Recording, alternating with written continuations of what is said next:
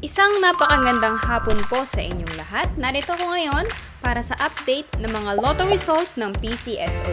Kaya naman, ihanda na ang inyong mga ticket para sa ating 2pm lotto draw ng 2D Lotto at 3D Lotto ngayong araw. Huwag na nating patagalin pa. Here's our lotto result. For 2D Lotto, the winning numbers are 3 and 17. In exact order. Pwedeng manalo ng 4,000 pesos pag nag-match ang iyong mga number in exact order. 2,000 pesos naman para sa Rambolito System Play. Para naman sa 3D Lotto, the winning numbers are 2, 8, and 6. In exact order.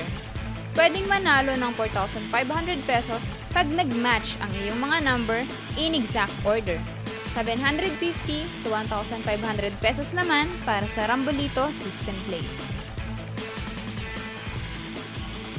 Para naman sa may mga STL ticket, kaninang 10:30 AM STL Departmentalized Draw for Visayas excluding Guimaras, Negros Occidental, and Bacolod City, here's the winning number.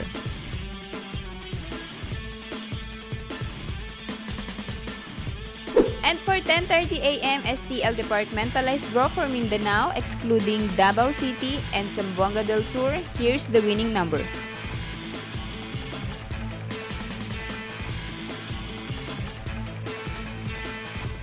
Po ay babala sa ating mga lotto players. Ang lotto ay live na binobola kaya wala pong nakakaalam ng mga number na lalabas. Huwag pong magpapaloko sa mga nagsasabing alam nila ang lalabas sa game at sa authorized outlet lamang bumili ng ticket bago ang draw. Para maklaim ang inyong prize, pumunta lang sa authorized lotto outlet pag nanalo ka ng umabot sa 20 to 10,000 pesos.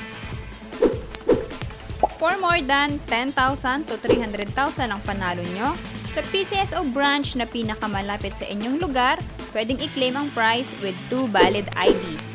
At kapag ikaw naman ang jackpot winner, i-present ang iyong ticket with 2 valid ID sa PCSO main office located at Shaw Boulevard, Mandaluyong City.